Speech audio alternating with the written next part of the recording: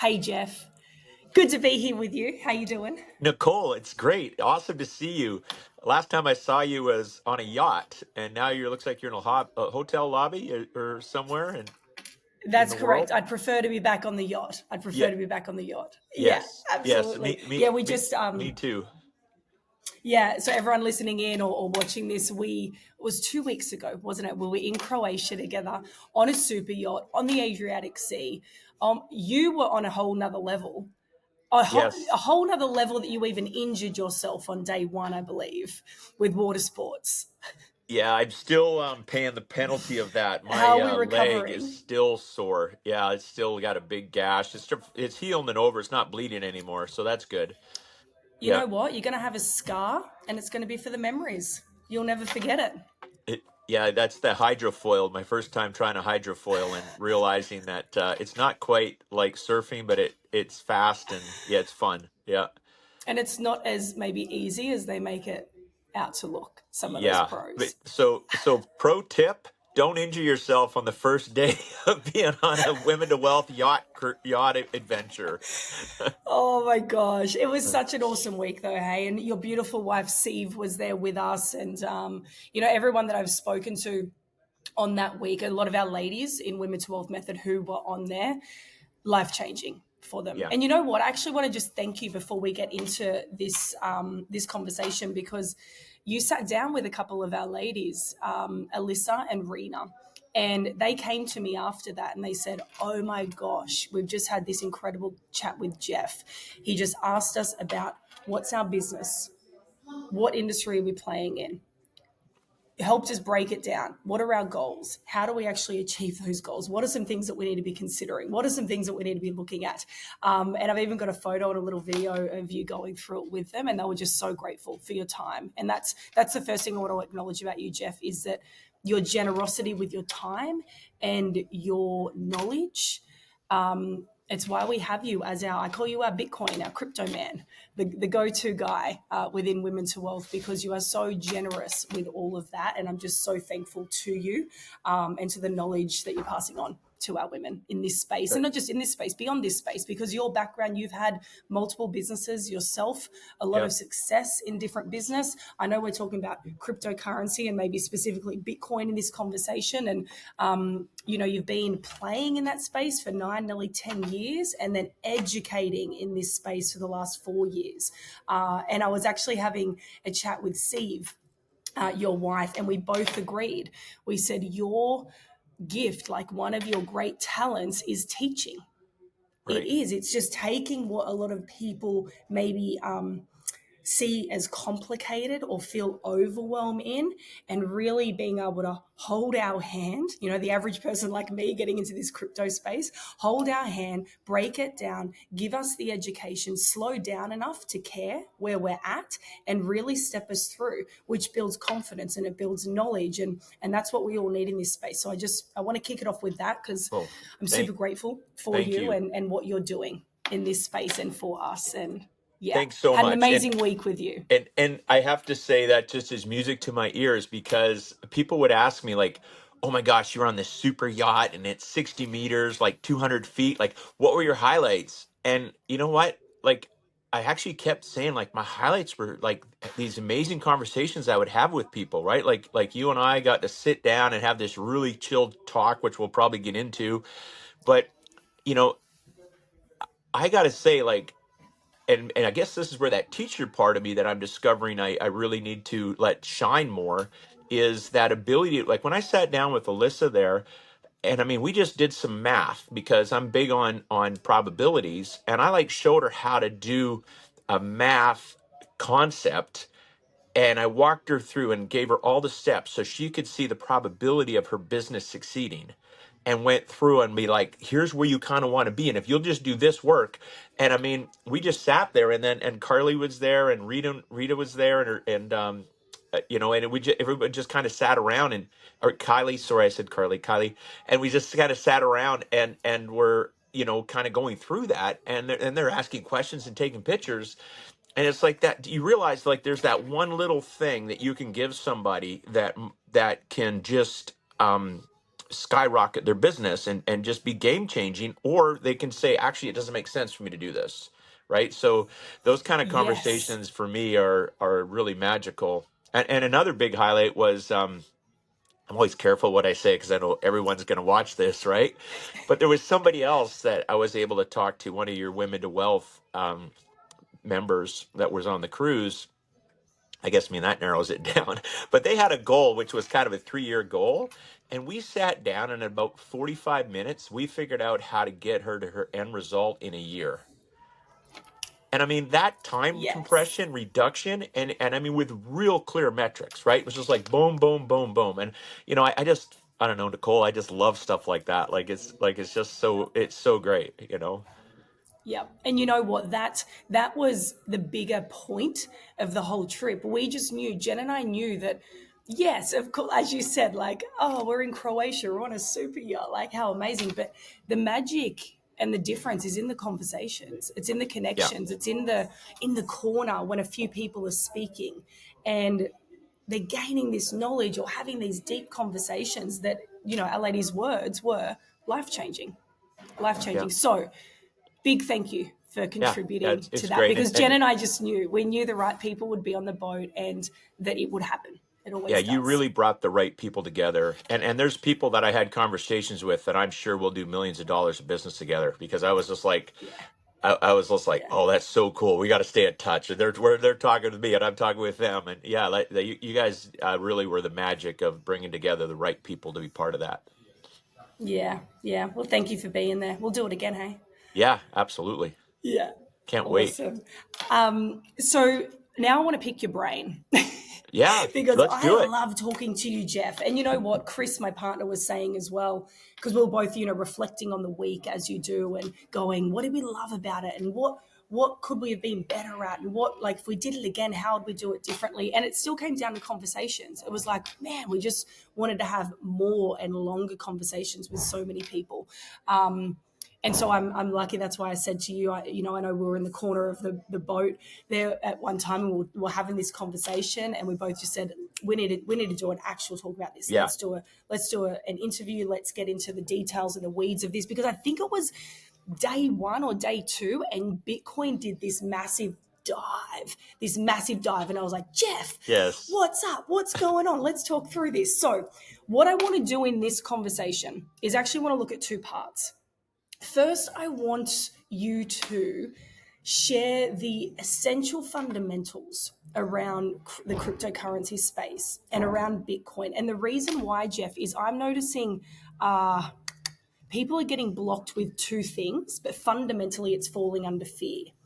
And the first thing is fear of the unknown, right? Whatever the stuff that we don't know, we usually fear. And I do see that coming up a lot with people within our space, with women that we're educating. And it's this whole, I don't get that. Oh, that's Chinese to me. Oh my gosh, that's new. I don't understand. I don't want to understand. And it's fear being brought up just from simply not knowing. Sure. But, and I always say this, I'm like, fear is not a hard boundary. Fear is movable. If we can sit with it, understand what's causing that fear, and then because it's the unknown, we just need education. And Right. I've even learned this myself, playing in this space. I know I've invested in some projects with you, which has been Yeah. amazing. We'll talk about that. I've also bought into like a blockchain project in the last 6 months. And so by doing these things, I've had to learn. And as I've learned, my fear has gone down, right? Because my knowledge Hmm. has gone up. Hmm. So I want to talk about that because I think in one way it's fear of the unknown. The second thing that I think is producing the fear is stories we've heard or experiences that some people have had, and they've been bad ones. Like people Right. will say, oh, you always lose money in that shit. Right. Don't do Right. that. Like, it's a scam. You'll lose it. Or my brother did this and he lost, all of his savings. But when I look behind it, again, it's a lack of real knowledge. It's like a lotto ticket. A mate of a mate of a mate told me to buy this coin and I lost all of my money, Right. right? Right. Right. It's like this hope strategy, or my mate of a mate of a mate strategy. And so again, it's lacking this substance of, hey, what do we actually need to understand here? What is this space? And so people having had or heard of someone else's experience not being a good one, I think is bringing up other fear, because they're not really, when we're not sitting down and going, hold on, what do I need to be responsible to learn? What is this actually? How does this operate in our world today? How will it operate in our world in the future? And what do I need to know to be part of it? Because the world isn't going this way. It's here. Right.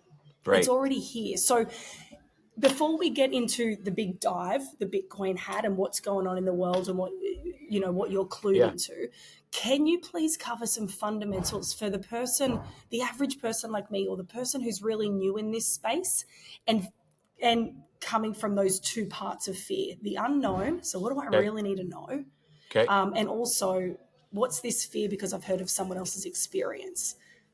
Does that make sense? Yeah, Can you start love to. there? Yeah, absolutely. Would love to. And I'm always mindful of people's time. Like for you that are watching this right now, the ladies in your group and your podcast and whatnot, I always try to deliver and give you something that's usable, because I don't like to cycle people's time and just, this and that. So let me say a couple things. First off, when I talk, this is how I like to think of the overall space. There's Bitcoin over here. There's a big chasm. Then there's cryptocurrency, NFTs, Ethereum, Solana, all the other stuff's here. But Bitcoin is this really different, unique invention. It's just like inventing the wheel, inventing fire, right? Inventing electricity. It's over here by itself. We can talk later why that is, but when I reference it, I don't think of it as crypto. If I say crypto, I'm thinking it's other things over here. And then I say Bitcoin, I think of Bitcoin as its standalone item. So for a lot of people, Nick, I think that the fear is also another thing. It moves so fast, this space. Like we're those things that you mentioned are very true, the unknown in that, but it's hard even for me to keep current with everything that's happening, because I mean, my gosh, the space is moving so quickly. And we're going, all of a sudden now we have presidential candidates that are talking about Bitcoin and a strategic reserve, and other people are talking about crypto, and there's all this stuff going on. And for a lot of people, they have trouble even just trying to stay current, even if they want to get past the fear of the unknown. But one of the things that I think would help people is if you think of the analogy of what money is. So money is a representation of our time and energy, right? That we will work hard, we'll put in our time, we do what we need to do, and we get money for that. And because of that, we're able to transfer, um, you know, time and energy to somebody else in return for whatever, right? So I can tell you, nobody right now is going to bring me pizza because I talk to you, right? And of course, you're not paying me for this, and I'm not paying you for this, right? But if we were going to transact with something, you would have to send me some money, and then I would go and I'd take that money and I'd go and get pizza, right? Because pizza is one of my all-time favorites. Steve makes amazing pizza. So if she listens to this, please make more pizza. With that idea of money being transacting, that was an invention that came about hundreds of years ago, that people became more and more able to do more commerce that way, right? And you guys all probably know the story, right? We went from using shells to, using, sticks and beads, to eventually using silver and gold, right? And then we got very much into a world where it's really advanced now, and we're using digits and ledgers at banks and things like that. But what's happening is, and this is where we're in this revolution now, and it's important to understand this, because just like email and the internet and websites have totally changed how we do business, we're in that space right now with money. And so, for those of you that are watching, you're seeing Nick and I having a conversation, but it's all digital. You're not actually seeing us real life. Like, I can't reach out and touch Nicole, and she can't reach out and touch me, nor can you touch me, right? But you're getting the gist and the feeling of what I'm trying to say to you, right? The same thing that we're seeing digitally happen is now with AI and a digital world. People need a digital form of money that is powerful and can't be debased and can't be controlled by any one person. So when you run into issues where, money's controlled by just one single person or one single government in an area. They're essentially controlling your time and energy, and how that's spent, and what you're allowed to spend it on, and who you can send it to, and all of that. I mean, that might work well in your little country of where you're at when you're trying to buy vegetables and pizza and beer and pay your rent or your mortgage, or that's fine. It has its time and space. But that doesn't work well when you're doing business in other countries and it's going back and forth, and you're digital, and you have AI that needs to interact with a money system of some kind. And if you start to think of it that way, then the revolution that's happening, just like the internet and the email, is taking place right now with money. And that's why Bitcoin is starting to shine so much, because it's a digital store of value, of encrypted energy, of your time and your energy. And so the world is needing this more than ever before. And that's why we're seeing it shine so much. And so, yeah, it's unknown for a lot of us. There is some fear with that for sure. But you really owe it to yourself to figure out how you can be involved in this revolution, because it is here whether we like it or not. And so, just like, back in the day, email was scammy and fearful, right? There were lots of like, you remember, I mean, I remember like, don't click links. There's all this spam that's coming your way. There's all this crap. There's all these people trying to steal your credit card info and your identity and everything else. Well, we've kind of got used to that now, and we've become more sophisticated at it. And it doesn't really, if you're careful, right, it doesn't really get you anymore, right? And that's where crypto is a lot like that. People are worried about the scams and the junk. And yeah, there's lots of junk, just like when the internet and email came out, that was happening, but it's becoming more and more mature. And as people get more sophisticated, they're able to understand how to protect themselves and how to protect their digital time and energy. So that's a condensed as I could get it. Yep. I love that. Can you speak to Jeff? Because I know we've had this conversation before, but how relevant this is, or important, in your opinion, in becoming a sovereign individual, in Oh, really, and I know that that's big, but I would just love to hear your take on that, and to connect the dots for people looking for that sovereignty, looking for that independence, and how this plays into that. so the course I teach is all about, there's a theme throughout the whole course. Every class is about being a sovereign individual.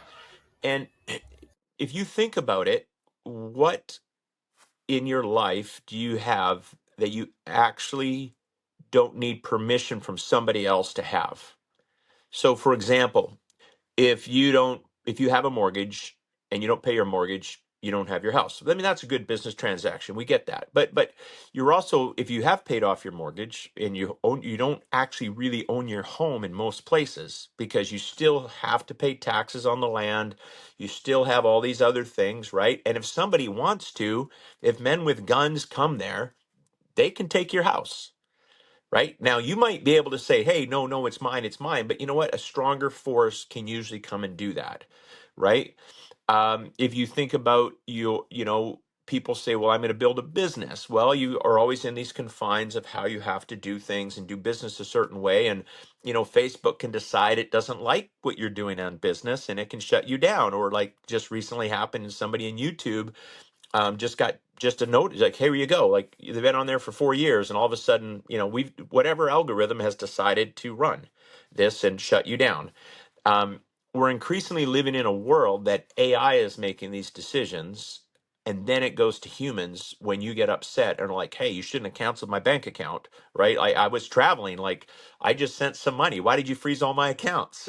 And that type of thing. So there's That not a just lot of, happened to me last week, Jeff. That yeah. just happened to me last week. Two accounts restricted I had a while friend. I'm overseas. I had a friend who was overseas and went to pay for a Airbnb where he was staying. Been with the he's roughly my age. Been with the bank since he was 18. Shut down all his accounts, froze everything while he's on holidays. Everything. He now understands, believe me, why he needs some Bitcoin. So if you think about this as being as sovereign individuals, right? Why it's so important. Like we want to be individuals and be able to express ourselves with our creativity, with our freedom, with who we want to choose to love, right? Like if I love my wife, right? One of my, actually both my sons are gay. They choose to love men and be in a relationship. That's their choice, right? Where many parts of the world would say, no, you're not allowed to do that, would persecute them and try to, you know, take their belongings and possessions and things like that just over a belief up here. So if you think about being a sovereign individual and what that means, then you need property that you truly control that nobody can take away from you, right? That's where Bitcoin comes in. So think of this, Nicole. If it was you and me were the ratio, one of us is going to live in an authoritarian regime in the world. So most of your listeners are probably living in a democratic part of the world, right, where they get to vote and have some freedom of expression and privacy. Although those are being infringed more and more. But most people in the world, at least more, about roughly, I think it's 54 or 58% of the people live in authoritarian regime. So I'm going to pick on you, Nick, and say it's you. So you're going to be stuck, right? If you're just one of those random people, you're going to be stuck somewhere in one of those places. And then the chances are, because you're a woman, you might not be able to go to school. Like if you're in Afghanistan, you might not be able to be taught, right? If you're in China, maybe you're not allowed to have a business, right? And you're a business entrepreneur person, right? Simply because of your sex and where you happen to be live and be born, what country you're part of, right? So when you think of being a sovereign individual, what Bitcoin opens up for anybody in the world, right, including this, pretend you in this country somewhere where you're an authoritarian regime, is the ability to own property, digital property that allows you to store your time and energy and protect it. It's encrypted. You can have words in your head that nobody can take away from you. You can access it from anywhere in the world. So it's a very powerful idea. And I'll give a really good analogy here in a second about what Bitcoin is, so people can get it more. But then if you think of that idea, let's say you are in a freedom loving country and you say, well, I still would like to have some because this is like a life raft. This is just a way of me saving something that somebody can't take away from me, right? And then on top of that, it makes you money and it grows in value, and that's also a really good thing. Um, lots to unpack on that, but I am a big believer in being a sovereign individual in many cases.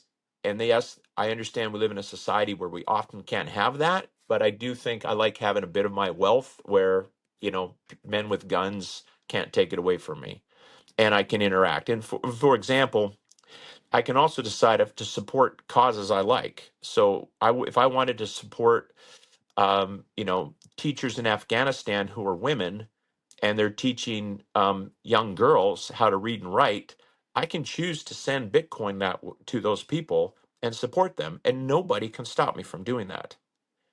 Like that's pretty power. That's freedom to me. That's liberty, right? So things like that. One thing too, I should say quickly on Bitcoin. Actually, do you have any questions on what I just said, Nick? No, I think I think you've just made some really great points there, Jeff, and I think those listening in just to consider, which is really great. Yeah, most of you listening are in a reasonably safe country with property rights and things like that. But as I found out in Canada with friends, they went and protested some lockdowns peacefully, and our government, as we found out from a federal court, illegally shut them down, evoked an emergencies thing, labeled them terrorists, and froze all their bank accounts. So imagine if you have to pay child support. Now you can go to jail because you never paid, because your bank account's frozen. You can't go buy food because your bank account's frozen. Even though your government did it illegally here in Canada, they still did it, right? What they couldn't stop was Bitcoin. So Bitcoin acts as a really good check and balance against authoritarian regimes. Dictators hate it. So a lot of people say to me, hey, what's Bitcoin? Like they're still trying to wrap their head around the idea of what exactly Bitcoin is. So I want to get that out there quickly because I think it helps people to understand this. The way Bitcoin is figured out is you need computers to actually do hard work. They need to do um, very complex math problems. So they're puzzles, right? And it's a race to see who can figure out the answer first. So they're constantly working really, really hard and using a lot of computational power and a lot of electricity to figure out the answer to this very complex math problem. So, and when they do, they get rewarded 1 Bitcoin for that. But you can only get rewarded 1 Bitcoin every 10 minutes, right? Based on, so it actually slows down, and there's another algorithm in the software that allows only so many Bitcoin a day to be produced. So even if you came in with a lot of money and you're like, I'm gonna get all the Bitcoin, it doesn't matter. It makes it harder now for everybody, and there's still the same amount of Bitcoin that'll get produced every day. There's also a cap on the amount of Bitcoin. There'll only ever be 21 million. So anytime you look at Bitcoin, you can imagine there's these computers that have had to work really, really hard with they cost a lot of money, and you need electricity to actually mine and get Bitcoin. All right. So every Bitcoin is backed by real world physics.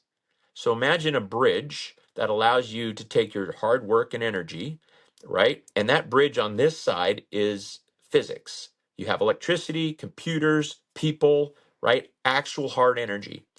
Then the bridge comes over to this side, and over here is math, right? And that side of the bridge is anchored with mathematics. So if I say to you, hey, what's 1 + 1? Everybody says, well, it's 2, right? But I'm like, show me 2. Well, you can't really show me 2, right? You can say, well, those are like 2. You have 2 fingers, right? You have 2 hands, right? But it's still all in our mind, right? How we express that. So math is like that. So by having complex math problems, there's actual work that needs to be done to solve the math questions.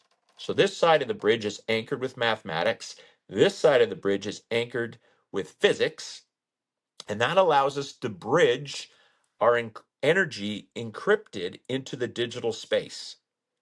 So now all your hard work and energy, you can actually, when you transact in Bitcoin, know that somebody somewhere had to pay a lot of money for electricity and computers to create that Bitcoin, and it can't be just diluted or printed more of just because somebody chooses to. Like a government wants to hit a printing press, or somebody wants to create a shit coin, as I call it, and it doesn't cost them anything. They just create it, right? Bitcoin actually requires these things I've talked about: physics, mathematics, and now when you store your energy encrypted, it's now in a digital world, and you can access it from anywhere you want whenever you need. So it really allows your hard work and your talent, when you choose to say convert from your dollars into Bitcoin, allows you to keep that protected and sovereign for as long as you want and as long as you need to. It's a very, very powerful idea. People, it's hard for me to wrap my head around what a big idea it is. So if you're watching this and you're like, what is Jeff saying? I don't really get it, right? It's because it is a big, big idea for our world to be able to do this. And no, and It it's is. borderless. Yeah, and even as you've mentioned there, Jeff, I think for those watching or listening in, give yourself some grace. Yeah, Even if this is like, I do not know what he just said, perfect. You're probably right on track. I've said that many times to myself, but it is just having the conversations over and over again. It is leaning into learning, right? hmm And we can learn anything. And I just think this is so important because this isn't it's kind of like when you referred to earlier in the conversation, like say the internet or when computers first came. It's kind of right. like saying, I don't want to deal with computers. It's not going to be in the world. I don't have to learn about them. I don't have to use them. 20 years later, would you be saying that? No. Like this world of Web3, this world is here. And I think, the thing that Jen and I are always saying to our women, whether you, and I know you'll probably agree with this, get yourself some Bitcoin. But Yeah. whether you do or not, at some way educate yourself in this space because that world is here. It's so important to not be left behind. And well, just a Okay. quick thing. People also, Many people think they have to pay the full price of a Bitcoin, which is, let's just say roughly 60,000 American dollars. Well, you don't have to. You can buy a little bit. Bitcoin's divisible down to like 8 decimal points. So you can buy like $500 worth if you want, right? You can just start. You don't have to get into, you know, big amounts right up front. And I think a lot of people, they think, well, I don't have 60 grand right now to spend on that, right? Well, you can do it with $600, right? Or so you can do 6 grand, or you can do $100. I was speaking at a convention. I was asked to speak on Bitcoin at a convention in California, and there was about 50 people on, more high net worth type of people that were there. And literally at the end, when I closed down my, 30 minutes of just really thing, I said, I believe in it so much, I'll give everybody here a little Bitcoin if you come find me. Of course, my wife never got to talk to me again for the next 2 days because people were finding me. But I just did that to show them how easy it was to give them $10, $20 worth of Bitcoin and just be like, hey, here you go, right? So it's very easy to get your hands on some. It doesn't have to be complicated. It takes a little bit of learning, and then it's good. You're good to go. Be like learning to use Yeah. email. Absolutely. And that's what, I know we'll talk about it at the end of this call, but you did, your education program with a lot of our ladies in Women to Wealth. And this is the stuff that I know you break down, like really Yeah. like step by step, holding your hand, setting up a MetaMask, understanding the different exchanges, understanding your 12-word phrase, understanding custodial versus non-custodial. And again, if what I'm saying is going over your head, all good. This is what I know you do, Jeff, is really Yeah. break it down and take us Thanks. from an absolute beginner phase to intermediate. And then when you're at intermediate, now you can play. Now you're in the space. So I want to talk about, let's move to the now with what's going Okay. on. So I don't know if it was day one or day two, but what was this nosedive? I think it went Yeah. down to So 49 on that day. And then I was like, Jeff, come here. What's happening? What does this mean? What are people doing? Talk to me. So talk to us about Oh, this that and what's was going on right now. crazy. That was Yeah. crazy. So, I mean, we literally are getting on the boat and on the yacht, and it's just everyone's having a great time. And then my phone starts lighting up, and Bitcoin's crashed down to 49,000. And it was the weekend. So what happened was the Japanese government had unexpectedly raised interest rates, and because the Japanese yen is very low, it's hard. It's basically almost 0% interest. So what people do around the world, they borrow yen and then they use it to buy other assets that produce more income, more interest rate. It's called the carry trade. If anybody wants to look it up.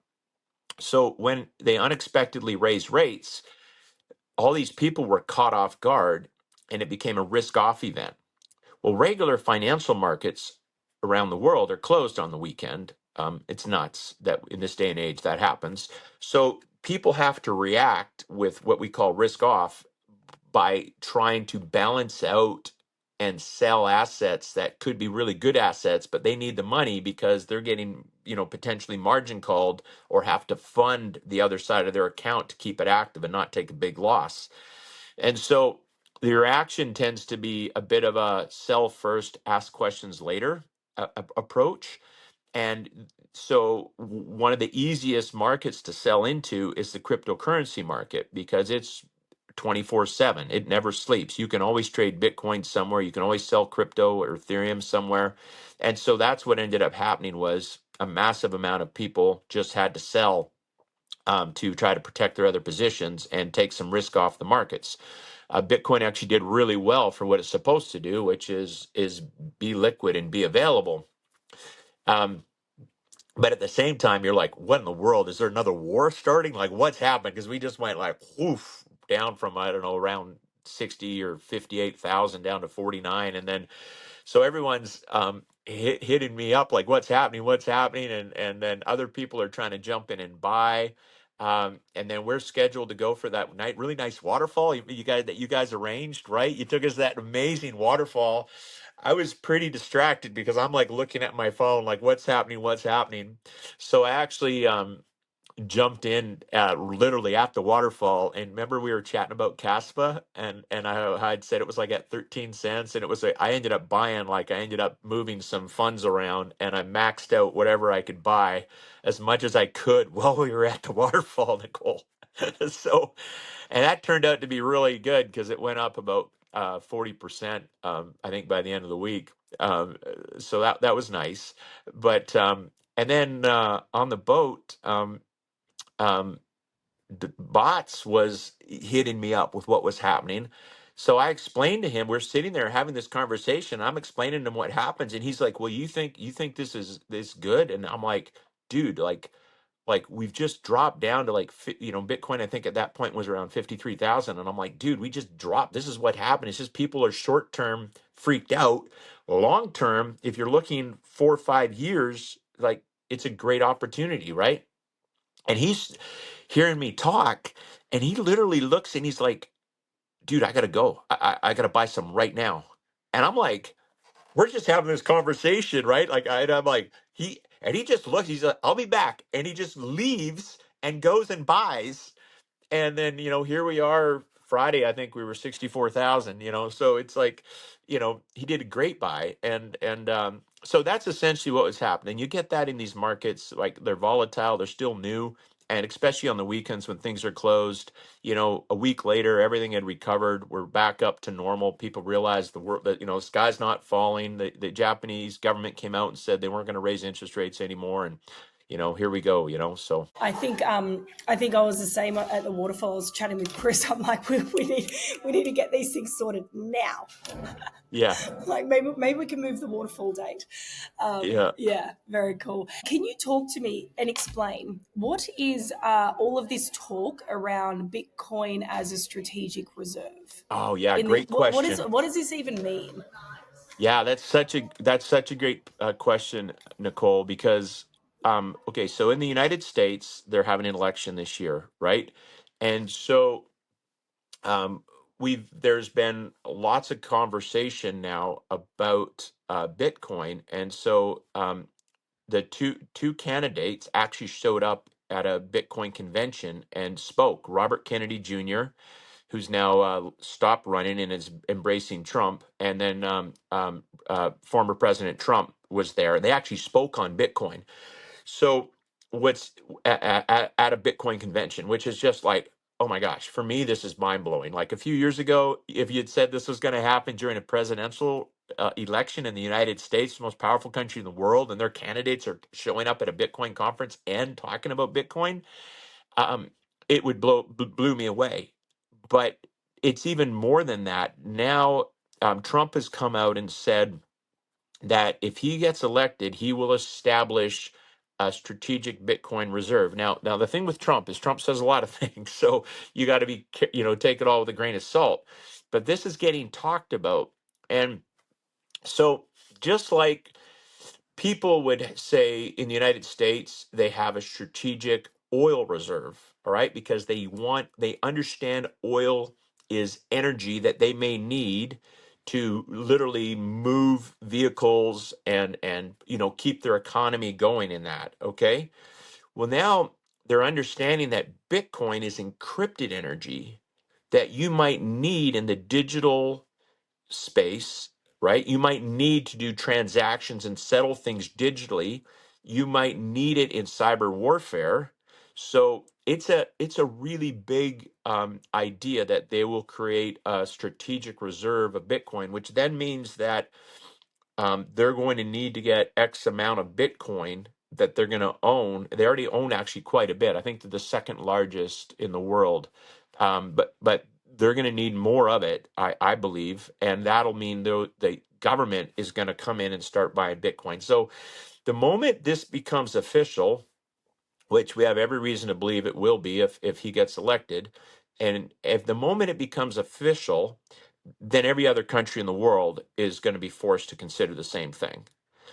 And why would you need encrypted energy? Because the world's gone digital, right? You're going to need to be able to do transactions and settle transactions at the speed of light. Like people are not going to wait 3 days or 5 days for a wire to clear. They're not going to take the credit risk of a bank, somewhere else in some other country. And that, I mean, are in a digital world where, like I said at the beginning, finance is getting the revolution that the fax machine and letters got when the internet and email came through. Right, we're seeing the same thing in finance. So, some ideas behind the strategic reserve is that you could use Bitcoin to create a cyber wall of defense. So literally, it'd be like a Great Wall of China idea. So if Nicole and I are at war, but we're together as a team, all right. If I want to, just an easy example, if I needed to send Nicole communications, I might attach one Bitcoin to that communication. So Nicole won't even look at the Bitcoin, won't even, or the communication. Let's say it's an email, won't even look at the email unless it comes with one Bitcoin. That's the wall of defense. So say, you know, somebody that our enemy now wants to attack us using cyber warfare and is trying to hack us and send an email with a malicious link on there. And I'm using a very non-sophisticated example for the record, but I'm just so you understand the importance of strategic defense. They would have to then send a Bitcoin to get past our initial cyber wall of defense. Now, does it cost me and Nicole anything to send a Bitcoin back and forth? I mean, not really. Maybe it costs us $2, right? Each time we transact, it doesn't cost because we're on the same team. Her Bitcoin's my Bitcoin. We're part of the same army. But for our enemy to send a Bitcoin to attack us, there's a cost to that. In this case, at roughly 60,000 US dollars, right? There's all that time and energy. So what if we said you had to send 10 Bitcoin? Again, doesn't cost us $2 or so, Nicole, right? Back and forth, doesn't matter. But for our enemy, there's a hard cost to attack us in a cyber warfare. So there's also that kind of concept between strategic reserves. So we'll see what it happens. Um, I personally believe it's inevitable. I mean, I think Bitcoin's a superior form of money of storing your time and energy, and people are going to start to refuse to store their time and energy into something you can just print more of. Like, why would you work and take dollars when they're just going to print more and more of it? When they're just going to dilute it? Like, then why do you want that? The last thing in the world you want is to have your time and energy saved in some type of dollars, right? And so I think it's just inevitable. Thank you, Jeff. Thank you for explaining that. And it's one of those things. Like as you were speaking about that, and I mean that it is huge that we're speaking at that convention. That will be even more huge if he's elected and it goes down that way. But it's also looking at, I know like BlackRock, Fidelity, like institutional money is already playing in this. And when I call them like the big boys, the big boy Yeah. companies, they're already got their hands in the pie. Now, why? Well, I can tell Why? you because they like BlackRock, Larry Fink of BlackRock has come out and more or less said they feel the government has gone too far with debt. So in the US government's $35 trillion in debt.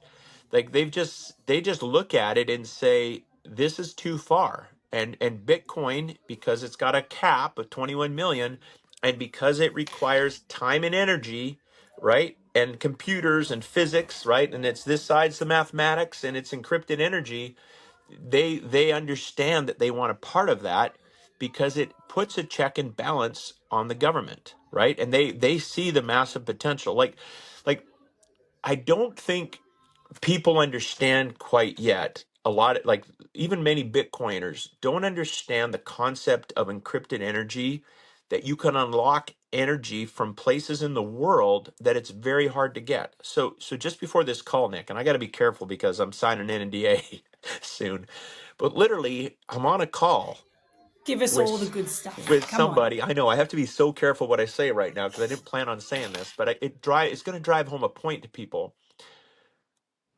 I'm having a conversation with somebody that's explaining how we can get almost free energy because this energy is locked up in a remote part of the world. It has some value to the people that had it there, but there's so much extra of it. We can get almost free energy. Well, I can go there and mine Bitcoin with miners at a very, very low cost to me. take the Bitcoin, transfer it, and spend it somewhere else. Somebody right down in New York City will buy it. Somebody in Singapore will buy it. Somebody there. So what have I done? I've been able to take energy from a very remote location that is currently trapped, encrypt it digitally, send the energy somewhere else, and actually spend the energy.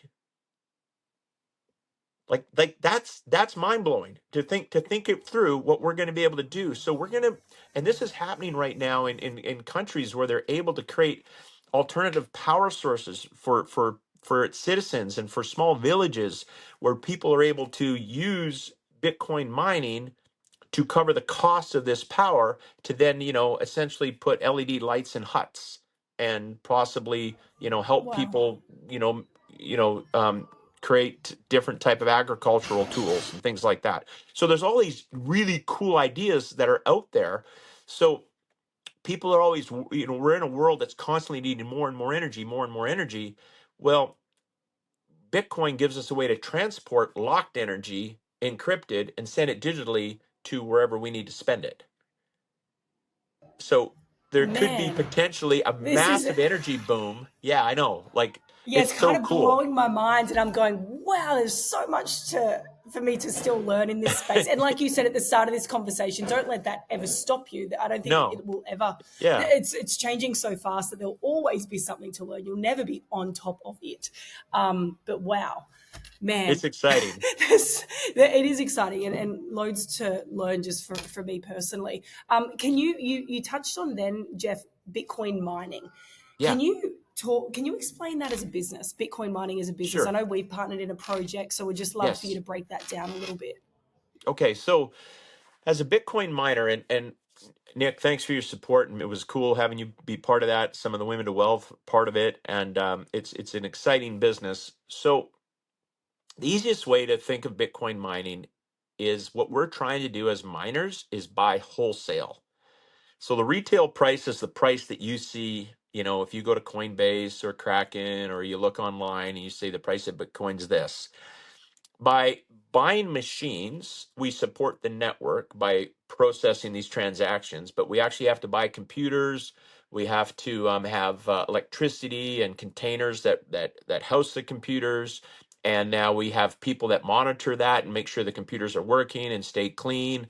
And there's a cost to work and figure out these complex math problems that I mentioned earlier.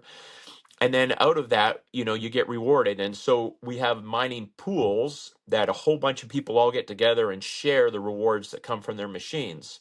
So with that shared idea, it pretty much tells you exactly how much you can get in Bitcoin per day with a machine. And so what you're constantly trying to do is have the most inexpensive power you can, but in a region that's politically solid and stable, right? So you don't want to be like in some place where again, men with guns show up and seize all your machines, right? You want to be in a place like currently I'm working on in West Texas, where we have an opportunity there if anybody wants to participate, where we're allowing people to own the machines, be part of the pool, they get the tax write-off of the machines, and now what's happening is every month they get Bitcoin sent to their digital wallet at a lower cost than if they had to just go out and buy it, because the machines are helping produce the Bitcoin. So that's kind of essentially mining. If you think of mining gold, right? The same kind of idea. There's a cost for you to get the gold out, right? If you were making furniture, there's a cost for you to create the furniture, but the furniture now can be sold at this amount. With Bitcoin mining, it's a long-term play because your computers are going to last, 4 to 6 years, right? Somewhere in there is kind of the optimal 3 to 6 years. It depends on your environment, but we project that 4 to 5 years is what we're hoping to have, and then just every month we've got Bitcoin hitting our wallet, and we've been scaling up and buying more machines with the profit because most people that we're involved with are looking to try to max their returns. And so just rough numbers, Nick, is we calculate that going this route you get twice as much Bitcoin than you would if you just bought the Bitcoin at the beginning. And then of course you also capture the upside of Bitcoin as it goes up in value. So you kind of get the best of both. That's what we try to do. That's our goal. Yeah, love that, and so grateful for you bringing that opportunity to Women to Wealth as well, because that's what we're always looking for. Jeff is, I say to the ladies, Jen and I are kind of, we're nearly like your testers. We have this phenomenal network and mentors and people who play in different spaces, but we want to know that we can trust it, know that we can try it, know that we can understand it, and then bring opportunities like this to our ladies. And I know they're super grateful, those who jumped in last year and Yeah, and partnered we've in this we've Bitcoin had mining project. yeah, and if anybody, I mean, I am right in the middle of a build right now. But if anybody wants to be if you want to be ever involved, just shoot me I'm wide open. I'm in the Women to Wealth group. You can find me there. Or you can Yep, message me on whatever's best, Nicole. It's good. absolutely. I think we'll look at that again, but a step maybe before that, and I guess to ask you for that, those who are listening in and going, hey, where do I start? And I guess there's a couple of things, like, where do you start with the right education from the right person? And I'm always going to say you, Jeff. You're Thank our you. you're our go-to man with that. And then Thanks. also, why just play with it? Why just get a little bit of Bitcoin? Can you talk us through that and even your program? Because I want to look at bringing like we're going to run that again in Women to Wealth. I think it's so important that we have women under your Yeah. wing and learning in this space. Everything that they need to. But when someone's going, where do I start? Because one thing I don't want is for people to listen to the mate of the mate of the mate, who, Yeah. you know what? Sometimes the mate of the mate of the mate is the lotto ticket and you could win. But I'd prefer that we just go the trusted route and we get the information from someone like you and the guidance from someone like you, and you step us through where and how to start in this space. So thanks. I love teaching, as I found out, right? I really like helping people, and it's just been so rewarding to see that. And the last group we did, we had roughly 20 people, and a lot of people couldn't make it, but they could listen to the recordings and that.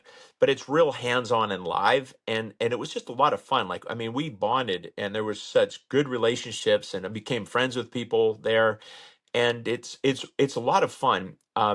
What ends up happening in the group, so the way I've designed the course is people have to do certain things to kind of go to the next level, right? So you have to, you've got to learn what a digital wallet is right up front. You start to understand blockchains, you start understanding NFTs, you start understanding how to use this. So you actually have to do the work to kind of progress through it, but it's not a difficult work. It's just a matter of doing it. And so what happens is when people are finished, they have a real hands-on approach and they understand, public wallets, private wallets, being a sovereign individual. They understand how to get Bitcoin, they understand how to use it in business. I do a whole class on scams, rugs, and hacks. So it literally protects people in that space. So it opens their eyes to what AI is doing and what's how people are using this. So it's been really good that way. Eventually I'll have just a recorded version, right, for Women to Wealth, but right now it's the live recorded, coming to this people. It just, I don't know, I love it. And then we always get into Q&A at the end, and then a lot of times it's supposed to be 90 minutes, we go like 2 hours. So yeah, it's been fun. But and even if you don't come in on the course, and I mean, I'd love to do one right away, because I mean, I think we're going to see a big boom. I think I think that's coming, like, especially with all this talk in the elections and that. I mean, it's just a matter of time till this all goes. So I'm telling my friends, I'm telling as many people as I can, get in now. So even if you don't, come in on the course, figure out how to buy a little Bitcoin and how to get it into your own sovereign wallet, like a wallet that you control. You have no counterparty risk. Like, if you leave it on an exchange, then you're trusting the exchange, right? If you leave it, with your friend, you're trusting your friend, right? You really want to have it where it's Bitcoin that's truly in your control, right? So yeah, just Yep, start love easy, that. and don't be in a rush. I mean, like I say, like, look, I think something big is going to be coming, and we're in this great time, and the space moves quick, but also easing into it as you understand it, right? Like, you're just kind of like, all right, let me get into this and let me start figuring this out, and I don't have to put out much money to figure out, like, if you can figure out how to buy $50 worth of Bitcoin, you can figure out then that at that point, you know how to buy $50,000 worth or $500 worth, right? It doesn't have to be really complicated. Yep, I love that. That's great advice, Jeff. And you know what, from here, what I'm thinking for those who are listening in, doesn't matter when you're listening or watching this, contact or comment below Bitcoin. Or you can contact through Instagram, through Facebook, through hello@womentowealth.co, so that we can get you in contact with Jeff. And we will be looking at a specific, we'll run a Women to Wealth group. As you Cool. said, Jeff, you do it live, and let's spread this education. Let's get into this space and get on top of this stuff. So please just reach out to us or comment below so that we know who you are, how many people are interested. We can get you the right information, hook you up with Jeff, and let's go from there. Yeah, and Nicole, Let's definitely do that. yeah, that's awesome. People should definitely do that. The other thing, and I just thought of this, but most of your women to wealth ladies that I've met and had conversation with are business people. Like they're either maybe they're working a job, but they have a side hustle, they've got something they're trying to do, right? Like or they want that something to do. If nothing else, just getting some Bitcoin on your balance sheet as a business is massive. Like if you had done this 5 years ago, let's say you had $10,000 cash, all right?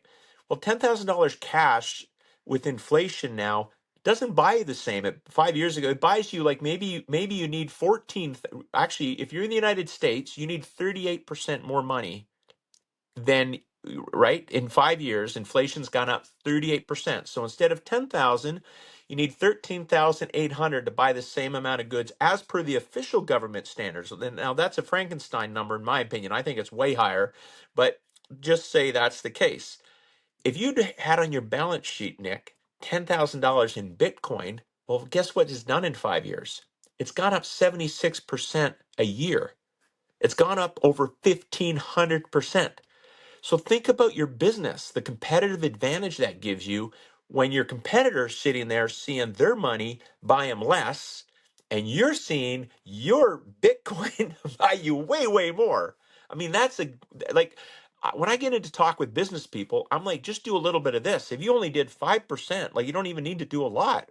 Just 5% is game changing when you're in competition with other companies that aren't doing that.